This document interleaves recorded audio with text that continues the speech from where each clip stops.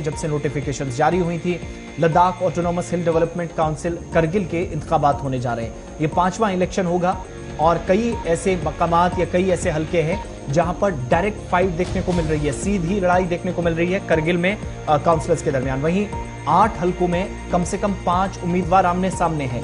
तमाम पार्टियां, जिनमें Bharatiya Janata party, Jammu Kashmir national conference जो करगिल के अंदर अलग यूनिट है, वो इस वक्त काफी सरगर्म नजर आ रहा है और एक अलग लड़ाई भी अदालत तक जा पहुंची है, उस पर भी बात आगे चलकर करेंगे। लेकिन जो 89 उम्मीदवार हैं, 89 उम्मीदवारों में 89 कैंडिडेट्स में कांग्रेस, आम आदमी party, BJP, national conference, independent candidates हैं। 21 कांग्रेस के उम्मीदवार हैं, भारतीय जनता पार्टी के 17 उम्मीदवार हैं, आम आदमी पार्टी के 4 हैं। और साल 2003 के बाद LAHDC के जो इंतखाबात मुसलसल होते चले आए हैं, ये इस बार 5वां इलेक्शन होगा। तमाम पार्टियां जोर आजमाइश कर रही हैं अपने अपने इलाकों के अंदर या अपने अपने हलकों के अंदर। तमाम कोशिशें इस वक्त पार्टियों की जानिब से हैं, सारा सिलसिला चल रहा है। लेकिन दूसरी बात यह है कि जब इस वक्त कुछ एक सीटों पर डायरेक्ट फाइट्स और कुछ एक सीटों पर जहां 5 से ज्यादा उम्मीदवार हैं, वहां पर भी मुकाबला काफी दिलचस्प देखने को मिल रहा है। नेशनल कॉन्फ्रेंस और कांग्रेस ने प्री पोल अलायंस का ऐलान तो किया था, लेकिन मुश्किलें थोड़ी सी नेशनल कॉन्फ्रेंस के लिए अभी तक बढ़ती हुई नजर आई हैं, क्योंकि मामलात सुप्रीम कोर्ट तक पहुंचे हैं। Jammu Kashmir Ladakh common high court से राहत मिली थी और वो मसला था चुनाव निशान का, कि क्या नेशनल कॉन्फ्रेंस हल के निशान पर वोटिंग करा सकती है, इंतखाबात लड़ सकती है या नहीं। इसके लिए दोबारा से ये फैसला जो है जम्मू कश्मीर लद्दाख हाई कोर्ट का उनके फेवर में गया, लेकिन उसके बाद जम्मू कश्मीर जो नेशनल कॉन्फ्रेंस की टीम है, उसने इस फैसले को सुप्रीम कोर्ट तक हालांकि नहीं जाना शायद चाहिए था, जो शायद उनको उम्मीद थी, लेकिन उसके बावजूद भी इस फैसले को लेकर जो लद्दाख एडमिनिस्ट्रेशन है वो सुप्रीम कोर्ट तक ले गई है। कई तरह के बयानात इस पर लद्दाख में नेशनल कॉन्फ्रेंस की जानिब से आते रहे, जम्मू कश्मीर से आते रहे। इस पर मजीद गुफ्तगू करेंगे, लेकिन एक छोटी सी बात डिप्टी इलेक्शन ऑफिसर की आपको सुनाते हैं। कैंडिडेट्स की असल तादाद किन किन एरियाज के अंदर कैसे, और उसके बाद एक अंदाजा सा हो जाएगा कि जहां पर डायरेक्ट फाइट्स है, फील्ड के अंदर जो काम हो रहा है, उस पर तफसीली गुफ्तगू करेंगे। 3 अलग अलग पार्टियों के नुमाइंदे हमारे साथ ज्वाइन करेंगे। डिप्टी इलेक्शन ऑफिसर खानजादा साहब क्या कुछ कह रहे थे, हमारे नुमाइंदे मोहम्मद इसाक से उन्होंने बातचीत।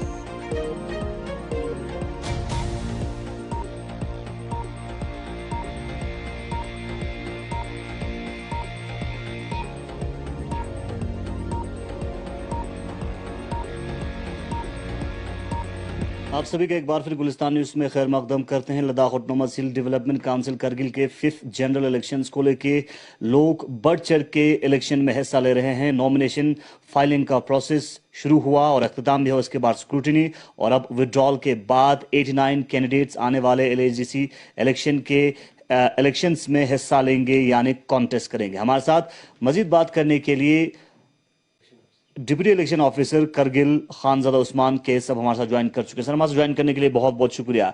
89 कैंडिडेट्स फ्रेम में हैं, फाइनल जो फाइट करेंगे, कंटेस्ट करेंगे, और क्या डिटेल्स है सर? शुक्रिया आपका।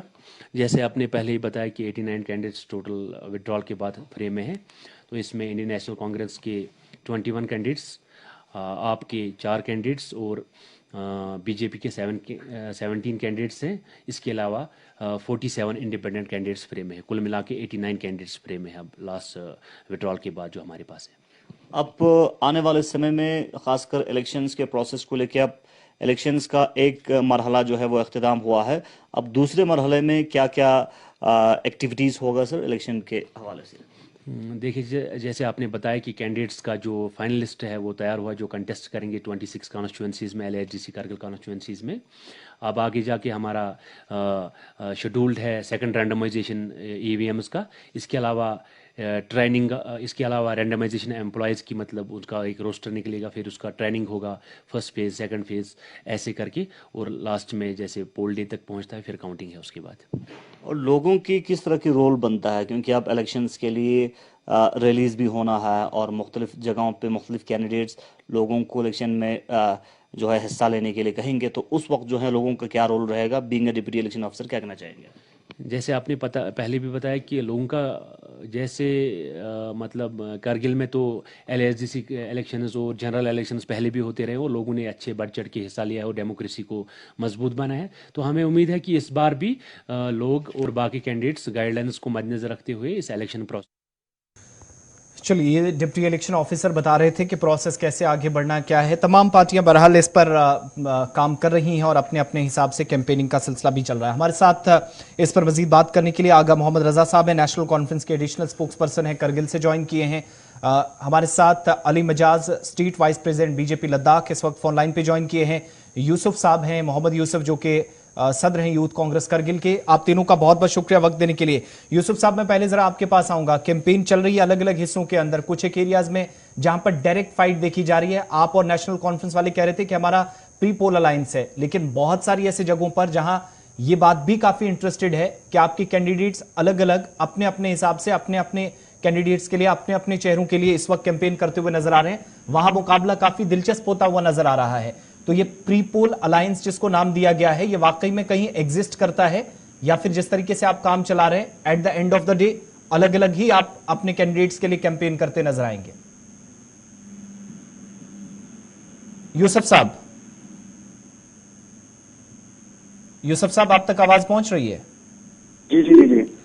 आपसे मेरा सवाल है कि इस वक्त आप और national conference pre poll alliance की बात तो कर ही रहे हैं, लेकिन बहुत सारे मकामात पर ये प्री पोल अलायंस दिखता नहीं है। अलग अलग कैंडिडेट्स का चेहरा लेकर अलग अलग कैंपेन करना, क्या ये सिलसिला at the end of the day तक यही चलेगा, या फिर कहीं पर आप प्री पोल अलायंस की कोई वाज़ेह मिसाल भी पेश करेंगे कि वाकई में प्री पोल अलायंस है जिसके अनाउंसमेंट 2 हफ्ते पहले आपकी तरफ से की जा चुकी है? जी बिल्कुल, लेकिन ये जो हमारी जो कोलिशन पार्टनर जो है वो लास्ट तक हमें कोलिशन में ही रहेंगे। इसमें कोई किसी तरीके के कोई मिस इन्फॉर्मेशन नहीं है कि इसमें हम समझौते के साथ लास्ट में जितने सीट पर भी जाएंगे, लेकिन हमारे साथ ही कोलिशन में सरकार बनाएंगे, इसमें कोई दिक्कत ही नहीं है। हिसाब से सीटें जीतेंगे उस हिसाब से? क्या आप सुन पा रहे हैं सर मुझे? जी जी यूसुफ साहब, मैं सुन रहा हूं, आप कंटिन्यू कीजिएगा। मैं कह रहा हूं कि हमारी जो कोलिशन पार्टनर जो है जी, वो बिल्कुल एंड तक ही रहेंगे, इसमें कोई किसी तरह की कोई दिक्कत ही नहीं है। चलिए यूसुफ साहब, आप हमारे साथ रहिएगा। हमारे साथ आगा मोहम्मद रजा साहब भी हैं, नेशनल कॉन्फ्रेंस के एडिशनल स्पोक्स पर्सन है। आगा साहब, मैं आपसे बड़ी इंपॉर्टेंट चीज एक जानना चाह रहा हूं। प्री पोल अलायंस की तो बात हुई थी, अनाउंसमेंट ऑफिशियली की गई थी, लेकिन नेशनल कॉन्फ्रेंस और कांग्रेस एक तरफ कहते हैं कि इत्तेहाद है और दूसरी तरफ एनसी के पास चुनाव निशान क्लियर अभी नहीं है और सुप्रीम कोर्ट तक बात पहुंच गई है, अभी फैसले का वहां से भी इंतजार है। इसके बाद आजाद उम्मीदवारों को बीजेपी के उम्मीदवार करार दिया जा रहा है और जो आजाद उम्मीदवार हैं वो कांग्रेस के कई जगहों पर कांग्रेस भी उनको सपोर्ट कर रही है। इस हिसाब से नेशनल कॉन्फ्रेंस के जो मेंबर्स हैं या कैंडिडेट्स हैं वो सीधे तौर पर क्या उनको बीजेपी का बंदा बता दिया जाए जो आपकी तरफ से, या बाकी आपके साथ जो लोग कह रहे हैं, तो कहीं नुकसान में तो नहीं नेशनल कॉन्फ्रेंस इस हिसाब से जा रही है जब तक आपके पास चुनाव निशान का जो क्लियरेंस है वो कम से कम कोर्ट से ना आ जाए?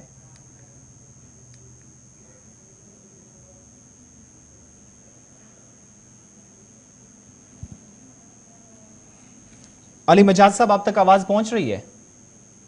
जी जी, मैं सुन पा रहा हूँ। ठीक है, मैं आपके पास भी आऊंगा, लेकिन आगा मोहम्मद रजा साहब, आप मुझे सुन पा रहे हैं? नेशनल कॉन्फ्रेंस के एडिशनल स्पोक्स पर्सन है हमारे साथ। आगा साहब, आप तक आवाज पहुंच रही है? जी जी, पहुंच रही है। आगा साहब, मेरा सवाल आप ही से था। नेशनल कॉन्फ्रेंस और कांग्रेस की एक तरफ कहते हैं कि इत्तेहाद है, तो दूसरी तरफ नेशनल कॉन्फ्रेंस के पास अभी चुनाव निशान को लेकर क्लियरेंस है ही नहीं, अभी सुप्रीम कोर्ट तक बात पहुंच गई है। इसके बाद आजाद उम्मीदवारों को भी बीजेपी के उम्मीदवार करार दिया जा रहा है, तो आजाद उम्मीदवारों को कहीं जगहों पर कांग्रेस की भी सपोर्ट हासिल है। इस हिसाब से नेशनल कॉन्फ्रेंस के जो मेंबर्स हैं वो भी बीजेपी के हो गए, फिर तो कहीं आप नुकसान में तो नहीं जा रहे हैं इस हिसाब से, जब तक आपकी चुनाव निशान वाला मसला हल नहीं होता? देखिए जनाब, जहां तक इंडियन नेशनल कांग्रेस की बात है, आप शायद बरसों की सीट की बात कर रहे हैं, जो आप कह रहे हैं कि एक इंडिपेंडेंट कैंडिडेट को सपोर्ट किया कांग्रेस ने, उसके हाथ में विड्रॉल हुई थी कुछ 1-2 दिन पहले जी। तो जहां तक उनकी बात है तो उनका आंसर तो शायद उन्हीं से लेना चाहिए कि एक मैंडेट को लौटा के उन्होंने एक इंडिपेंडेंट को क्यों सपोर्ट किया। जहां तक जम्मू कश्मीर नेशनल कॉन्फ्रेंस करगिल की बात है, हमने वाज़ेह तरीके से अपना प्रेस रिलीज और पूरे 18 कैंडिडेट्स का नाम हमने पब्लिक किया है, पब्लिक को बताया है कि ये हमारे कैंडिडेट्स है, चाहे हमें निशान मिले या ना मिले, इन कैंडिडेट के साथ हम लोग मैदान पर उतर के अभी ग्राउंड में हम लोग है। और इंशाल्लाह अभी मसला सब जुड़ी से सुप्रीम कोर्ट में है और अभी 1 सितंबर को ये चीज वो कर दिया गया है, बेंच के सामने रख दिया गया है। तो 1 सितंबर का वेट है, इंशाल्लाह देखते रहिए कि क्या होगा। लेकिन ये जो आप कह रहे हैं ना कि कांग्रेस से पूछना चाहिए, तो क्या ये तो पहले पार्टी लीडरशिप ने तय किया होगा ना कि कहां पर क्या करने की जरूरत है, उसके बाद प्री पोल अलायंस की अनाउंसमेंट हुई होगी। बिल्कुल तय किया होगा, लेकिन अभी इंडियन नेशनल कांग्रेस का मैंडेट अगर लौटाया गया है और उन्होंने किसी इंडिपेंडेंट को सपोर्ट किया है तो उनके अपने वजहात होंगे। वो आई डोंट नो कि उन्होंने ऐसा क्यों किया है, तो उनके अपने वजहात होंगे, वो मुझे नहीं पता। लेकिन जहां तक जम्मू कश्मीर नेशनल कॉन्फ्रेंस की बात है, हमारे 18 के 18 कैंडिडेट्स बिल्कुल मजबूती से खड़े हैं, किसी ने फॉर्म वापस नहीं किया है, सब मैदान पे खड़े हैं, सबकी नजरें सुप्रीम कोर्ट पर है और सबकी नजरें उस फैसले पर है कि हमें निशान मिलेगा या नहीं मिलेगा। मोहम्मद यूसुफ साहब, आप तक आवाज पहुंच रही है मेरी? मोहम्मद यूसुफ साहब, आप सुन पा रहे हैं? बिल्कुल बिल्कुल। यूसुफ साहब, सैयद रजा साहब नेशनल कॉन्फ्रेंस से कह रहे हैं कि कांग्रेस की अपनी मजबूरी होगी, जरा आप भी इस पर क्लियर कर दीजिएगा। ये चीजें तो तय हुई होंगी जब इंतखाबात के लिए आप जा रहे थे, जब ये फैसला हो रहा था कि हम एक साथ जाएंगे, अलायंस करके जाएंगे, तो उसके बाद भी अगर इस तरह के मामला पेश आते हैं आपकी तरफ से, जो एक इंडिपेंडेंट कैंडिडेट को भी सपोर्ट किया गया है, एक का तो वो पर्सनल इशू होगा, उसमें कुछ चीजें हो गई होंगी, उसमें मैं ज्यादा नहीं बोलूंगा। लेकिन ओवरऑल कारगिल के 26 सीट पे जो है वो हम जहां जहां नेशनल कॉन्फ्रेंस का फ्रेंडली खेल रहा है और कुछ सीटों पे हम कोलिशन में जी कांग्रेस की बल पे हम लड़ रहे हैं। चलिए, बहुत शुक्रिया। आपकी आवाज बीच में ब्रेक भी हो रही है। यूसुफ साहब, हम जरा बीजेपी का भी रुख कर लेते हैं, उनका भी ओपिनियन जान लेते हैं। हमारे साथ भारतीय जनता पार्टी से अली मजाज साहब हैं, स्टेट वाइस प्रेसिडेंट हैं बीजेपी लद्दाख के। अली साहब, आप तक आवाज पहुंच रही है मेरी? जी मैं सुन पा रहा हूँ आपको। अली मजाज साहब, तमाम एरियाज के अंदर 26 कॉन्स्टिट्यूंसीज में आप काफी सरगर्म नजर आ रहे हैं, बड़ी जबरदस्त कैंपेन आपकी तरफ से भी चल रही है। लेकिन भारतीय जनता पार्टी, क्या ज़ंस्कार बड़ा इंपॉर्टेंट एरिया आपके लिए है, वहां से सीट निकाल पाएगी? क्योंकि हमें जहां तक याद है, एक साल पहले जो रुकने पार्लियामेंट हैं जमयांग सेरिंग नमग्याल साहब, उन्होंने जब 2019 में भी और ठीक एक साल पहले भी जब वो दौरा कर रहे थे ज़ंस्कार का, तो उन्होंने कहा था कि ज़ंस्कार को जिले का दर्जा दिलाएंगे। मगर साल 2024 के इंतखाबात भी आने वाले हैं, वो जिले का दर्जा देने वाला जो मसला था वो सॉर्ट आउट नहीं हो पाया है। तो लगता नहीं है कि इससे आपको नुकसान होगा, आप सीट बड़ी मुश्किल से बचा पाएंगे ज़ंस्कार से? जी कोई नुकसान नहीं होगा। जो ऑनरेबल मेंबर ऑफ पार्लियामेंट का कमिटमेंट है ज़ंस्कार के अवाम के साथ, वो पूरी दौर 2024 के पार्लियामेंट्री इलेक्शन से पहले ही खड़ा उतरेंगे, ये हमें यकीन है। और हमारी जो ज़ंस्कार की जनता है वो भी इस कमिटमेंट पे खड़ा उतरेंगे और तीनों ज़ंस्कार क्षेत्र के तीनों सीट भारतीय जनता पार्टी भारी अक्सरियत से जीतेंगे, ये हमें यकीन है। लेकिन ज़ंस्कार में आपने उस पर जवाब नहीं ना दिया। आपने जब एमपी साहब वहां गए थे तो उनने बाकायदा एक नहीं दो जगह कहा था कि LAHDC करगिल के 5वें इलेक्शन से पहले ये मसला हल कर दिया जाएगा। तो या तो ये यकीन दिलाएगा कि आप ये मसला सॉर्ट आउट कर रहे हैं आप इन्हीं इलेक्शंस के दौरान ही, या नहीं हो पाया है तो उसका आपको शायद खमियाजा भुगतना पड़ सकता है? नहीं, इसमें कोई खामियाजा में भुगतना नहीं पड़ेगा। ऑनरेबल एमपी साहब का कमिटमेंट था कि 2024 के पार्लियामेंट्री चुनाव से पहले आपके जो वादा है वो पूरा करेंगे। जो ज़ंस्कार क्षेत्र का डिस्ट्रिक्ट का मसला है वो उससे पहले ही सॉर्ट आउट होंगे। तो ये ज़ंस्कार के अवाम को बखूबी पता है। और इस दफा के जो LAHDC के चुनाव है वो पूरी ज़ंस्कार की अवाम ज़ंस्कार के तीनों सीट भारतीय जनता पार्टी की झोली में डाल देंगे। अच्छा, अली मजाज साहब, चिकतन हल्का जो है वो भी ज़ंस्कार की तरह ही बाकी एरियाज की तरह आपके लिए बहुत इंपॉर्टेंट है। चिकतन हल्के से मोहसिन साहब और शिरगोल हल्के से मोहम्मद अली चंदन साहब, जो पहले पीपल्स डेमोक्रेटिक पार्टी का हिस्सा थे, अब PDP से निकलकर वो BJP में चले गए हैं। इससे क्या फायदा मिलने वाला है? कोई चेंजेस होंगे रिजल्ट्स में? क्लियर मैंडेट है भारतीय जनता पार्टी के जो भी संभल पे हमारे उम्मीदवार है, शिरगोल कॉन्स्टिट्यूंसी से हमारे अली चंदन जी है, चिकन कॉन्स्टिट्यूंसी से हमारे मोहसिन अली जी हैं और शकर कॉन्स्टिट्यूंसी से हमारे कचू शमीम साहब है। ये और सबसे खंगराल सीट वहाँ के एरिया के हिसाब से जो 4 सीट हमारे पद्मा दोरजे जी, ये 4 का 4 सीट जो है भारतीय जनता पार्टी के कंफर्म सीट है और भारी अक्सरियत से जीत कर आएंगे। और इस एरिया के पूरी जनता का भारतीय जनता पार्टी के ऊपर विश्वास है, भारतीय जनता पार्टी के नेतृत्व पर विश्वास है। तो आने वाले आप 10 तारीख के बाद देख लीजिए, कि भारतीय जनता पार्टी के 4 के 4 सीट वहां से हमें जीत के आएंगे भारी एक्सपीरियंस से। नहीं, आप आजाद उम्मीदवारों को साथ लेकर जाना चाह रहे हैं या फिर अपने दम पर आप ये कह रहे हैं कि अभी भारतीय जनता पार्टी का अपने 17 सीट पे हम फोकस कर रहे हैं। 17 सीट पे हमारी क्लियर मैंडेट है, तो भारतीय जनता पार्टी उसी को लेकर चल रहे हैं। ठीक है, बहुत शुक्रिया अली मजाज साहब हमारे साथ बात करने के लिए, वक्त देने के लिए। हमारे साथ नेशनल कॉन्फ्रेंस के एडिशनल स्पोक्स पर्सन भी बने हुए हैं। रजा साहब, नेशनल कॉन्फ्रेंस और कांग्रेस प्री पोल अलायंस तो कर लिया है, अनाउंसमेंट हो चुकी है, अब चुनाव से कुछ ही दिन हम दूर हैं। अगर नेशनल कॉन्फ्रेंस का ये जो चुनाव निशान वाला मसला है यह हल नहीं होता है तो क्या इंतखाबात के बाद भी इत्तेहाद जारी रहेगा? देखिए सर, वैसे तो हमें पूरा यकीन है कि हमें ये चीज मिलना चाहिए क्योंकि ये हमारा हक है। जैसे कि आम आदमी पार्टी को ले में एक यूटी पार्टी होते हुए भी उनको इजाजत दी गई थी और उनको सिंबल अलॉट किया गया था, रिजर्व कर दिया गया था उनके लिए, और वो 17 सीट पर लड़े थे। उसी तरीके से हम तो एक स्टेट पार्टी थे जी। इलेक्शन कमिश्नर के पास हमारी पार्टी रजिस्टर्ड है अभी भी, तो उस तरीके से हमें भी लड़ने दिया जाना चाहिए। तो हमें पूरी यकीन है कि पूरी उम्मीद है कि हमें हमारा सिंबल मिल जाएगा। तो अभी फिलहाल ये केस सब जुडिस है तो इस पे ज्यादा बोलना सही नहीं रहेगा, लेकिन इतना जरूर कहेंगे कि नेशनल कॉन्फ्रेंस विद और विदाउट सिंबल पूरी मेजोरिटी के साथ करगिल में आएगी। 2018 की तरह सिंगल लार्जेस्ट पार्टी उभर के आएगी।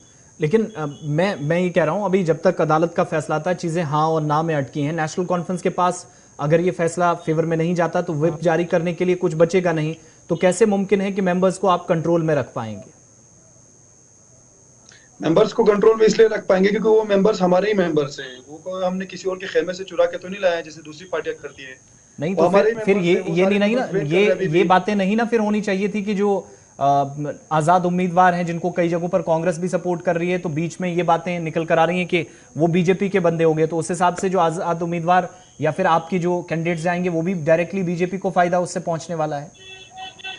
देखिए, प्री पोल और पोस्ट पोल अलायंस जो जम्मू कश्मीर नेशनल कॉन्फ्रेंस और इंडियन नेशनल कांग्रेस के बीच में हुआ है वो सिर्फ उन सीटों पर हुआ है जहां पर दोनों पार्टीज को यह लग रहा है कि बीजेपी और आरएसएस की आइडियोलॉजी लोगों के बीच में घुसकर लोगों के इसको मफाद को तबाह कर सकती है।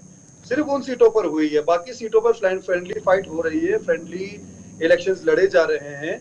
तो जिसकी जितनी भी सीट आती है दोनों अलायंस में आएंगे और दोनों करगिल के मफाद के लिए काम करेंगे। एक आखिरी चीज बताइएगा, क्या पार्टी को क्या लगता है क्यों ये जो चुनाव निशान वाला मसला है ये तो सॉर्ट आउट लगभग जम्मू कश्मीर लद्दाख हाई कोर्ट से हो गया था, आपके फेवर में डिसीजन भी आया और उसके बाद सुप्रीम कोर्ट ने भी जो एक तबसरा किया इस पर, वो कमेंट ये हुआ कि ऐसा ना हो कहीं हमें इलेक्शन प्रोसेस को ही शायद हिदायत देनी पड़े इलेक्शन कमीशन को कि ये मसला और आगे आप तारीखों का नए सिरे से ऐलान करें। तो फिर कहीं ऐसा तो नहीं है कि या जो आप बार बार कह रहे थे कि ये बीजेपी के कहने पर हो रहा है, क्यों आपको ऐसा लगता है कि भारतीय जनता पार्टी ये सब कुछ करा रही है जिसके बाद एडमिनिस्ट्रेशन इतनी संजीदगी से कोर्ट तक इस मसले को उछाल रही है? देखिए, वो तो एलजी साहब और सेक्रेटरी से पूछना चाहिए कि वो इतने से छोटे मसले को लेकर के पहले हाई कोर्ट के सिंगल बेंच, फिर डिवीजन बेंच में 300 पेज का अपील, उसके बाद अब सुप्रीम कोर्ट इतना क्यों खींच रही है इस चीज को। ऑर्डर पे ऑर्डर आया जा रहा है, लेकिन उच्चतम न्यायालयों का और अदालतों का जो है यहाँ पर मस्खरा बनाकर जो है उन ऑर्डर्स का उल्लंघन करके तो हाई कोर्ट्स में जा रहे हैं, सुप्रीम कोर्ट्स में जा रहे हैं, इस चीज को दोबारा तूल दे रहे हैं। ये तो एडमिनिस्ट्रेशन ही बता सकती है, वो ही आंसरेबल है इस चीज के लिए। जम्मू कश्मीर नेशनल कॉन्फ्रेंस तो कोर्ट गई थी अपना हक मांगने के लिए, जो हक उनको इजीली मिलना चाहिए था, जिस तरह से आम आदमी पार्टी को मिला 2018 ये लेके इलेक्शंस में, लेके एलएचडीसी काउंसिल की इलेक्शंस में। उसी तरीके से जम्मू कश्मीर नेशनल कॉन्फ्रेंस कारगिल को भी अपना हक मिलना चाहिए था, अपना सिंबल रिजर्व उनका होना चाहिए था, लेकिन बदकिस्मती में से ये चीज नहीं हुआ। इसलिए हम अदालत में गए, दोनों बेंचों से हमारे हक में फैसला आया और सुप्रीम कोर्ट के ऑर्डर्स और जो लैंग्वेज सुप्रीम कोर्ट से आ रहे हैं, आपको उससे भी ये पता चल रहा है कि वो भी कहीं ना कहीं से इस चीज को जान रहे हैं कि फैसला किसके हक में जाना चाहिए। बाकी भारतीय जनता पार्टी के लीडर्स की तरह हम ऑर्डर से पहले तो ऑर्डर देने का ये हम नहीं रखते हैं। जिस तरह से एमपी साहब यहाँ पे हाई कोर्ट के फैसले से पहले ही यहाँ पे ऐलान कर दिया था कि इनको सिंबल नहीं मिलेगा और इनका सिंबल रिजर्व नहीं होगा, उस तरीके से तो हम न्यायालयों का और हाई कोर्ट्स का और सुप्रीम कोर्ट्स का मजाक नहीं उड़ाते हैं। इसीलिए हम ये कह रहे हैं कि सब जुडिस है, 1 सितंबर का हमें डेट दिया गया है, उस केस के ऑर्डर का हमें वेट है। अली मजाज साहब, यूसुफ साहब और रजा साहब, आप तीनों का बहुत बहुत शुक्रिया अपने अपनी पार्टी का व्यू रखने के लिए। हमारे इस खास प्रोग्राम 5 के पंच में बहुत शुक्रिया लद्दाख ऑटोनॉमस हिल डेवलपमेंट काउंसिल करगिल के इंतखाबात जो हैं वो 10 तारीख को होने हैं। कैंपेन खूब चल रही है तमाम 26 के 26 कॉन्स्टिट्यूंसीज में, और इन 26 कॉन्स्टिट्यूंसीज में 14 तारीख दोपहर को पता चल जाएगा कि कौन कितना और किस पर भारी है, कहां से कौन सबकत हासिल कर रहा है, क्योंकि 14 तारीख को नताइज का ऐलान हो जाएगा। लेकिन उससे पहले सुप्रीम कोर्ट पर भी सबकी नजरें, जो जम्मू कश्मीर हाई कोर्ट का फैसला नेशनल कॉन्फ्रेंस के फेवर में गया था। लद्दाख एडमिनिस्ट्रेशन से बड़े सख्त सवालात भी बेंच ने पूछे थे।